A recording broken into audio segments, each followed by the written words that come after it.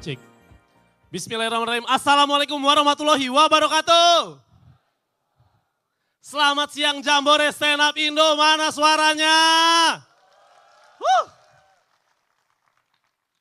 Teman-teman sebelumnya salam kenal, gue Dwik dan gue sehat. Enak tahu stand up banyak gerak, Mas Hari. Tapi jujur aja gue respect sama Mas Hari, akhirnya dia bisa berdamai sama penyakitnya karena stand up komedi. Boleh tepuk tangan untuk Mas Hari, respect gue. Respect banget. Dan bener juga, gue anak tukang mie ayam dan jujur aja ya, kayaknya gue salah deh. Terlalu sering bahas materi mie ayam di stand up gue. Karena sekarang impactnya, followers gue isinya tukang mie ayam mulu bang. Banyak banget orang Jawa jualan mie ayam sekarang nge-follow gue loh. Banyak banget, followers gue tuh gak banyak, cuma 8.000. Tapi ada 80%-nya tuh tukang mie ayam. 20%-nya tukang sawi, anjing ya. Melengkapi banget orang-orang ini loh. Enggak, yang jadi masalah gini, kita nih kadang komik ya, yang jadi masalah gua. Komik tuh kadang kalau lagi ngumpul, kalau lagi nongkrong, kita tuh suka pamer followers gitu.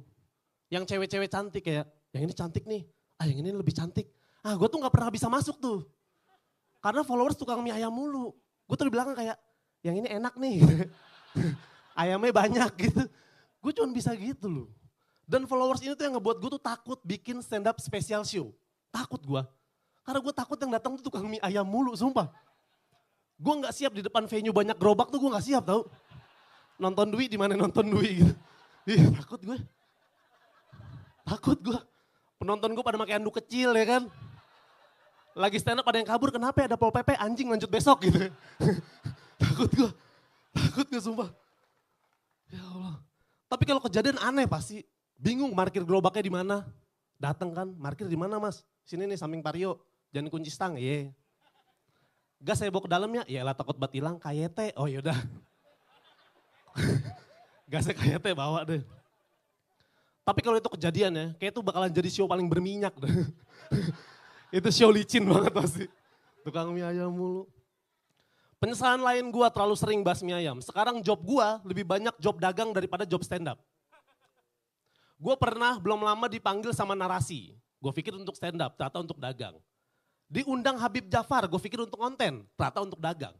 Yang paling parah Markas Comika. Yang tahu Markas Comika boleh tepuk tangan? Banyak ternyata. Markas Comika, gue open mic di Markas sering banget, bertahun-tahun. Tapi gak pernah diajak stand up di eventnya Markas sama sekali. Sekalinya diajak buat dagang. Dihubungin lewat WhatsApp. Mas Dwi tanggal 1 kosong enggak? Komik ditanya jadwal kosong sama Markas Comika. Masa sih enggak ngira ini untuk stand up? Markas Comika lo ini. Gua jawab, kosong mas. Bahkan sampai tanggal 30 gue bilang. Kosong gua. Dikasih tahu, Mas Dwi nanti tampil jam 3 sore. Kurang lebih durasinya 3 jam ya, katanya gitu. Udah pasti dagang ini. Udah pasti dagang. Bener gue dateng, eventnya buka puasa bersama. Lantai 1 banyak pedagang-pedagang tuh buat buka puasa. Lantai 2-nya banyak komik-komik pada tampil. Pada hari itu hanya gue komik yang ada di lantai 1. Ngerti gak perasaan gue? Ada komika di Markas Komika dagang bukan stand up. Markasnya loh ini, ngerti gak sih perasaan gue? Sedih banget. Di atas komika pada lempar premis. Gue sedih ya, gue bingung ya, gue doang lempar kembalian di bawah. Gue gak ada receh, jangan pakai uang gede, gue bilang gitu. Enggak, gue tuh di mata Markas Comika apa sih sebenarnya? Gue finalis Liga Komunitas Kompas TV. Boleh tepuk tangan. 4 besar suci 10. Tapi masa di mata dia gue pedagang sih? Gue tuh selama di suci, mie ayam tuh bentuknya materi bukan sajian itu loh. Juri gue Bang Radit bukan Chef Radit anjir. Sedih banget gue. Udah gitu yang nyebelin selesai lah. Selesai acaranya, komik-komik pada keluar. Pada nanya senior-senior, Bonar lu lucu gak? Ristek lu lucu gak? Dwi lu rame gak? Rame. Rame katanya. Dievaluasi lagi, Bonar kurang premis, Ristek kurang punchline, Dwi gue kurang goceng, katanya gitu. Jangan curang lah, tempat ini yang curang gue bilang gitu. Jangan curang lah gue bilang. Enggak, nih gue masih bertanya-tanya, kenapa cuman gue komika yang personanya bisa dipakai di luar stand up itu loh. Ngerti gak sih perasaan gue? Alwi itu kuli bangunan tapi gak diajak bangun panggung ini aja. Kenapa cuman gua sih? Sedih banget gue. Di markas Comika, kalau lu pernah datang, ada slogan jelas banget. Komika hidup dari karya. Komika hidup dari karya, kenapa gue doang yang dagang nih? Gue sampai curiga apa jangan-jangan ada tulisan kecil ya kan. Komika hidup dari karya kecil tuh, kecuali duit. Kayaknya itu deh. Sedih banget gue, gak berdamai gue sama mie ayam ini. Sebel gue beneran. Astaga. Dari kecil gue gak pernah berdamai sama bapak gue jualan mie ayam. Kecil gue dibully bang. Gue kecil tinggal di lingkungan yang cukup elit. Teman-teman gue tuh teman kecil gue ya. Bapaknya kerja polisi, dokter, guru. Gue doang yang dagang. Sering dibully. Bulian yang masih gue ingat adalah teman gue kecil dulu sering main polisi maling, lu tau gak? Karakternya kan polisi sama maling. Kalau gue ikut jadi intel. Brengsek ya? Brengsek banget. Kenapa intel? Polisi ya tetap aja dagang ya kan? Kenapa intel sih? Iri gue sama temen kecil gue. Apalagi kalau pada cerita, kita ngumpul nih, aku diajak bapakku ke sekolahnya dong, aku diajak ke kantornya dong. Gue tuh gak pernah berani cerita karena gue cuma diajak dagang. Pernah sekali gue ikut bapak gue dagang, ketahuan teman-teman kecil gue yang ngebully. Lagi dagang kan, ih Dwi masih jadi intel. Wes, udah gue bilang. Udah gue bilang. Emang gak boleh main intel gede ya kan? Udah gue bilang. Tapi akhirnya semenjak gue kenal stand up comedy, gue berdamai sama mie ayam. 2014 gue coba tulis materi mie ayam di materi stand up gue. Ternyata lucu. Bahkan materi ini bisa nganter ke panggung-panggung impian gue, yaitu Suci 10 Kompas TV.